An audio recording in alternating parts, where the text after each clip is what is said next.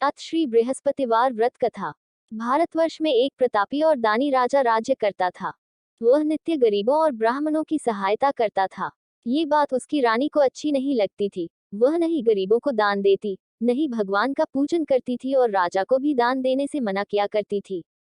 एक दिन राजा शिकार खेलने वन को गए हुए थे, तो रानी महल में अकेली थी।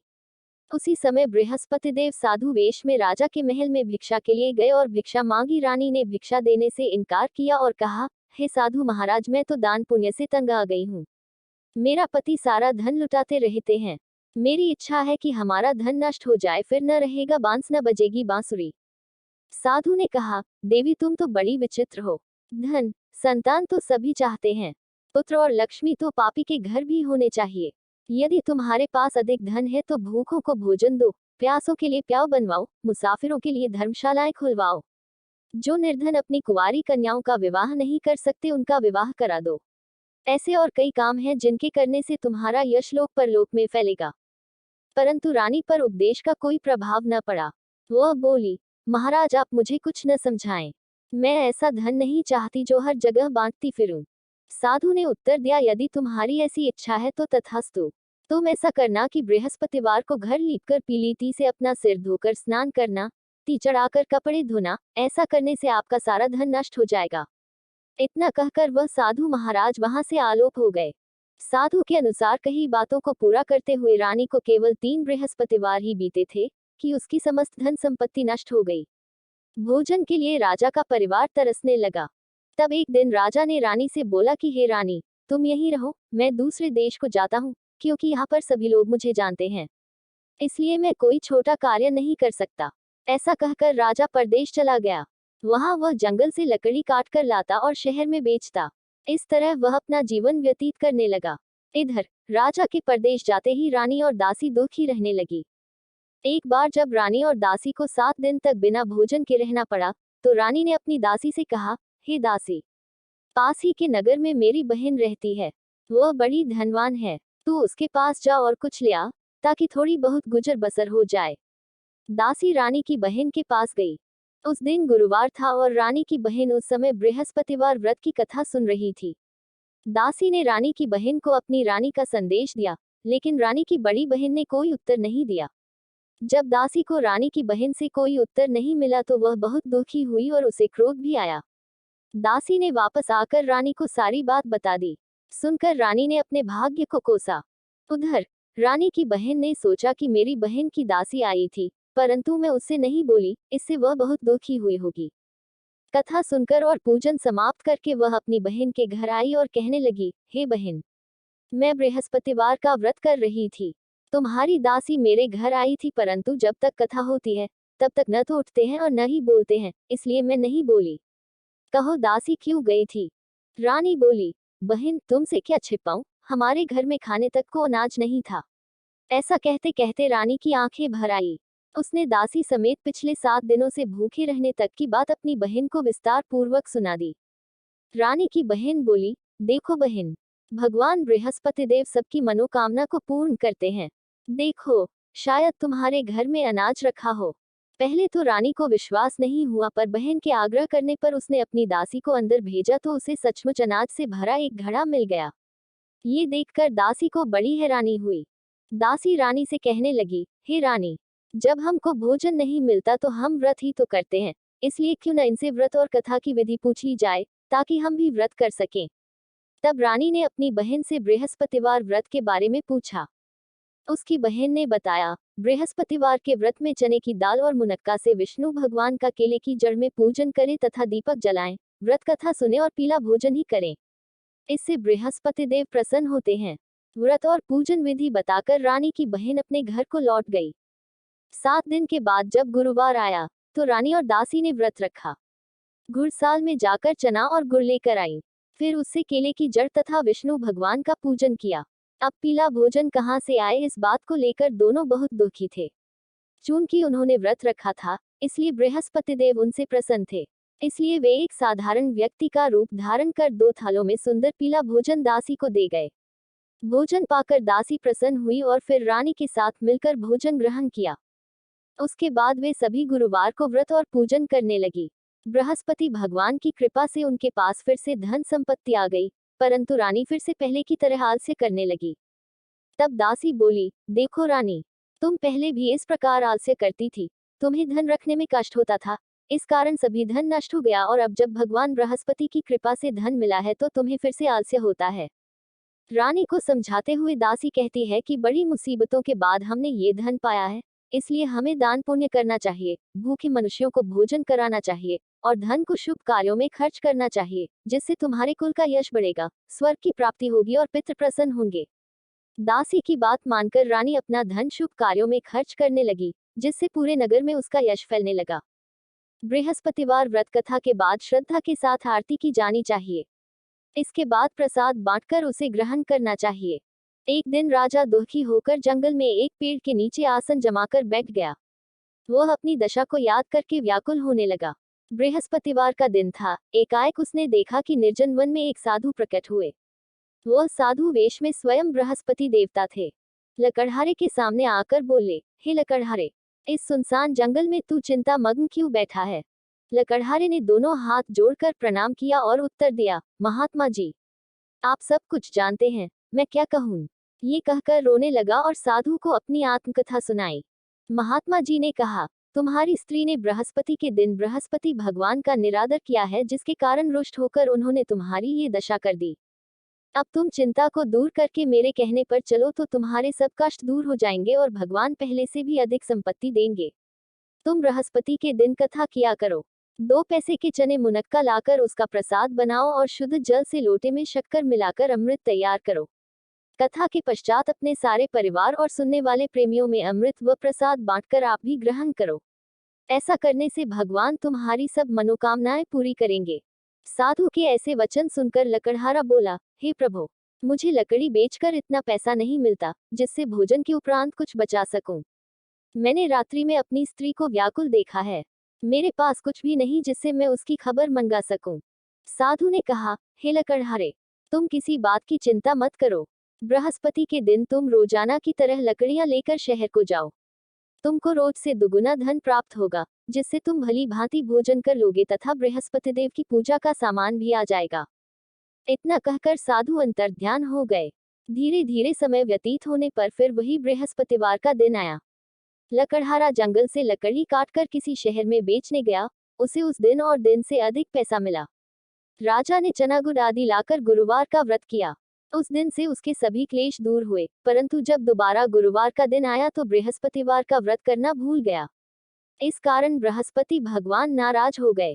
उस दिन उस नगर के राजा ने विशाल यज्ञ का आयोजन किया तथा शहर में ये घोषणा करा दी कि कोई भी मनुष्य अपने घर में भोजन न बनावे, न आग जलावे, समस्त जनता मेरे यहाँ भोजन करने आवे। इस आज्ञा को जो न मानेगा उसे फांसी की सजा दी जाएगी। इस तरह की घोषणा संपूर्ण नगर में करवा दी गई।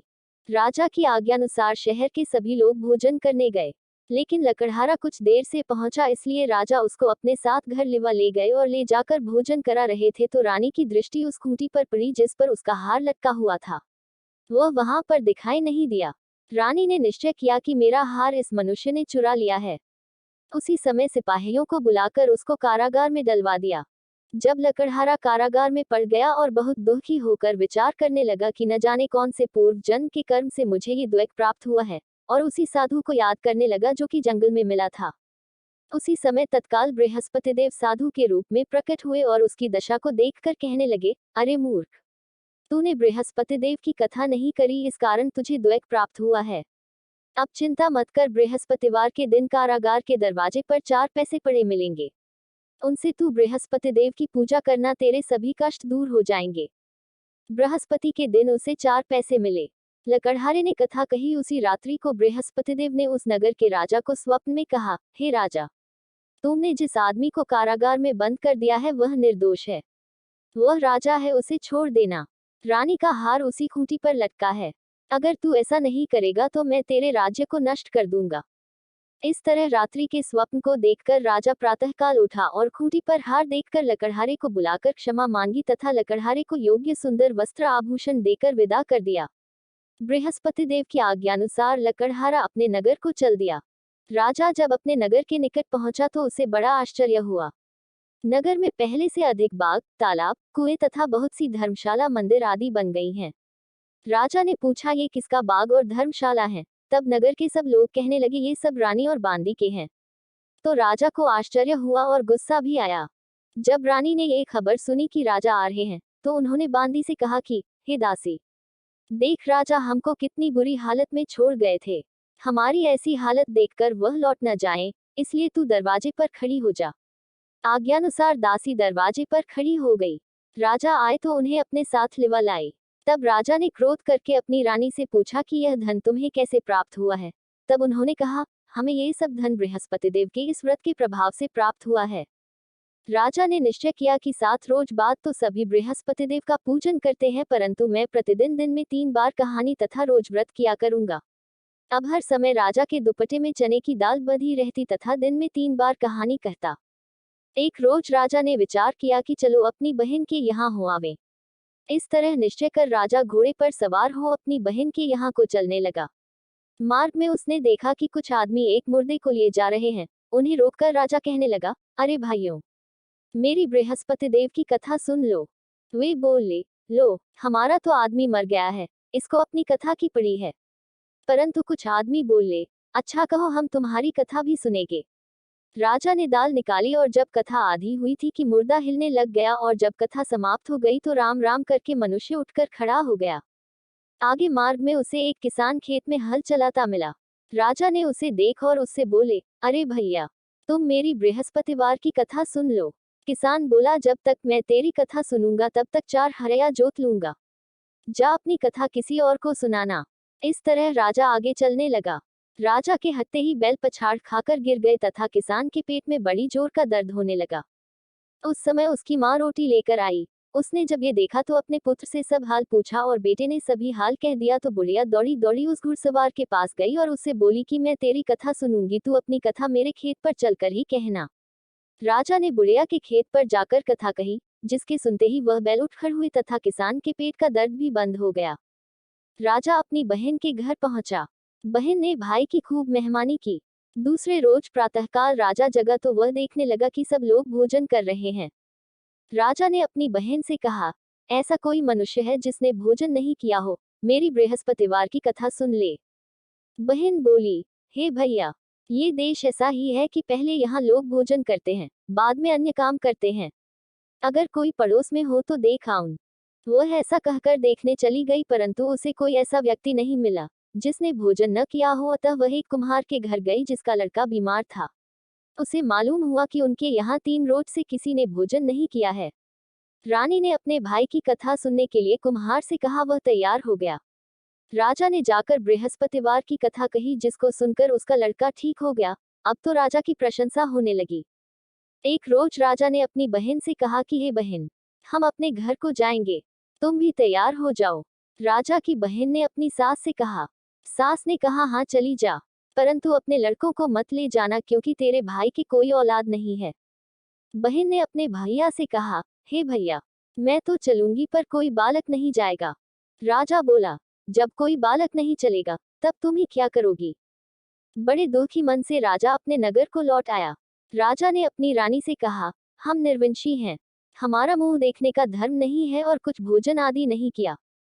रानी बोली, हे प्रभु, बृहस्पति देव ने हमें सब कुछ दिया है, वह हमें औलाद अवश्य देंगे। उसी रात को बृहस्पति देव ने राजा से स्वप्न में कहा, हे राजा उठ, सभी सोच त्याग दे, तेरी रानी गर्भ से है। राजा की यह बात सुनकर बड़ी खुशी हुई।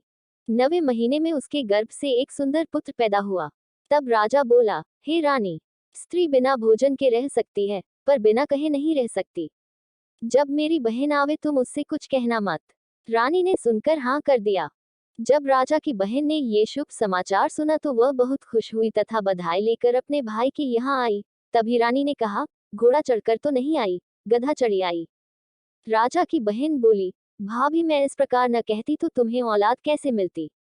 बृहस्पति देव ऐसे ही हैं, जैसी जिसके मन में कामनाएं हैं, सभी को पूर्ण करते हैं। जो सद्भावना पूर्वक बृहस्पतिवार का व्रत करता है एवं कथा पता है अथवा सुनता है, दूसरों को सुनाता है, बृहस्पति देव उसकी सभी मनोकामना पूर्ण करते हैं।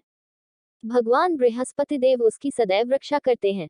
संसार में जो मनुष्य सद्भावना से भगवान जी का पूजन व्रत सच्चे हृदय से करते हैं तो उनकी सभी मनोकामनाएं पूर्ण करते हैं। जैसी सच्ची भावना से रानी और राजा ने उनकी कथा का गुणगान किया तो उनकी सभी इच्छाएं बृहस्पतिदेव जी ने पूर्ण की थी। इसलिए पूर्ण कथा सुनने के बाद प्रसाद लेकर जाना चाहिए। हृदय से उसका मनन करते हुए जयकारा बोलना चाहिए। बोलो बृहस्पतिदेव की जय। भगवान विष्णु की जय। हिंदू धर्म में बृहस्पति देव को सभी देवताओं का गुरु माना जाता है। गुरुवार के व्रत में बृहस्पति देव की आरती करने का विधान माना जाता है। अतः श्री बृहस्पति देव की आरती निम्नलिखित है। जय बृहस्पति देवा। ओ जय बृहस्पति देवा। छिन छिन भोगू कदली फल मेवा। ओ जय बृहस्पति देवा। जय बृहस्पति देवा।